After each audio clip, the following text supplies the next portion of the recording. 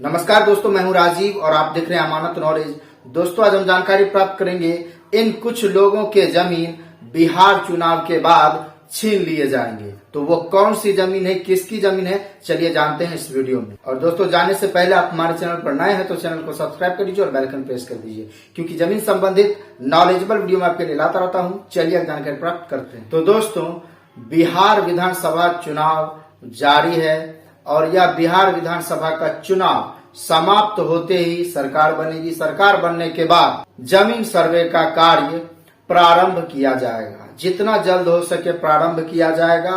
और उस समय उस जमीन सर्वे में इन लोगों के जमीन छीन लिए जाएंगे।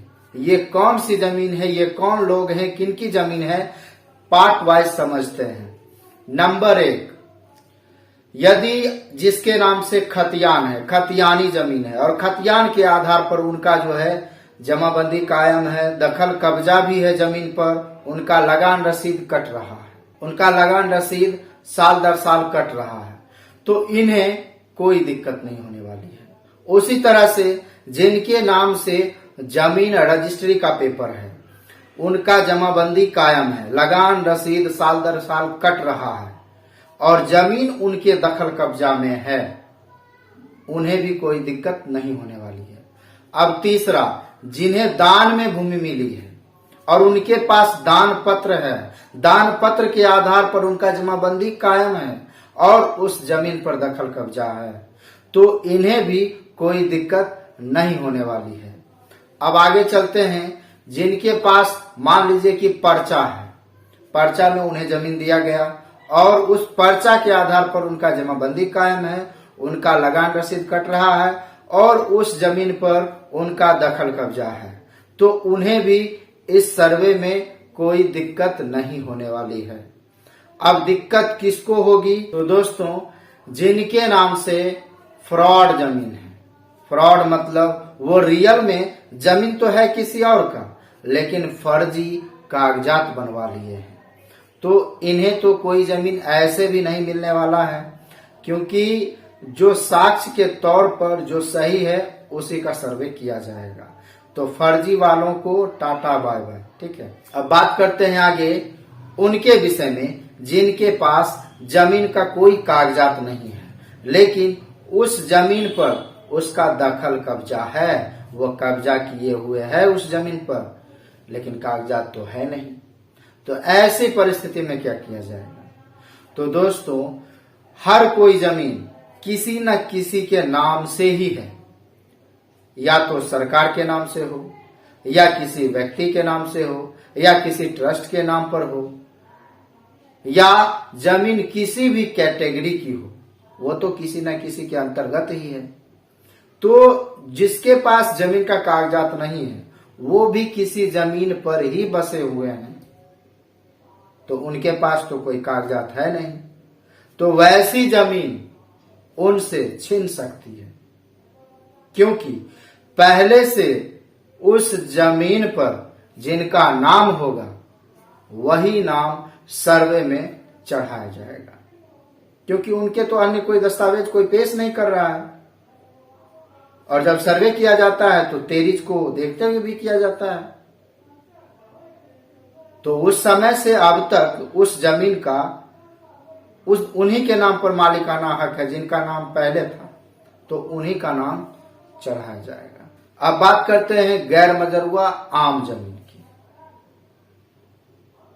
गैर मजरूआ आम जमीन जिस पर लोग बसे हुए हैं, दखल कब्जा किए हुए हैं और उस जमीन का उनको कोई भी पर्चा काटकर नहीं दिया गया है, लेकिन जबरन उस जमीन पर रह रहे हैं, तो वे जमीन भी सरकार के अंदर ही चला जाएगा, सरकार ही उस पर कैप्चर करेगी, तो वो जमीन भी छीन सकती है। अब वो ऐसी जमीन जिस जमीन का मालिक मर चुका हो, मृत्यु हो चुकी हो और उनके वंशज हैं, लेकिन कागजात उन्हीं के पूर्वज के ही नाम से है और आपस में बंटवारा नहीं किए हैं,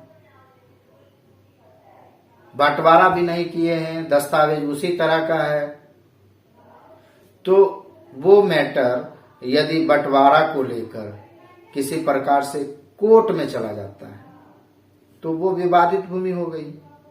तो ऐसी जमीन का सर्वे उस समय नहीं किया जाएगा। इसे तनाजा खतियान में लिखा जाएगा। तनाजा खतियान बेसिकली वो होता है कि कोई जमीन ऐसी है जो विवादित है, जिस जमीन में तनाव है, जो सुलझ नहीं पाया अब तक, कोर्ट में उसकी कार्रवाई चल रही है, तो वैसे जमीन को तनाजा खतियान में लिखा जाता है। तो ये भी सर्वे से बाहर हो जाता है।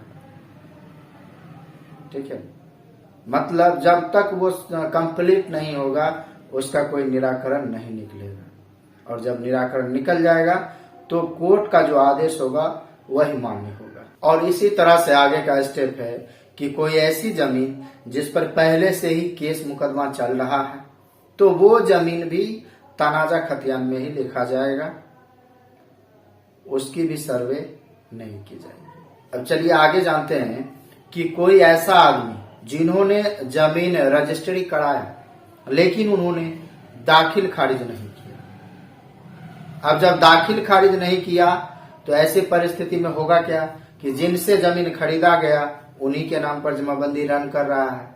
तो जिनके नाम से पहले जमाबंदी रन कर रहा था वर्तमान में भी उन्हीं के नाम से जमाबंदी रन कर रहा है, तो उन्हीं का नाम सर्वे में चला जाएगा। जो दाखिल खारिज नहीं कराए हैं उनकी जमीन छीन ली जाएगी, मतलब मालिकाना हक समाप्त हो जाएगा।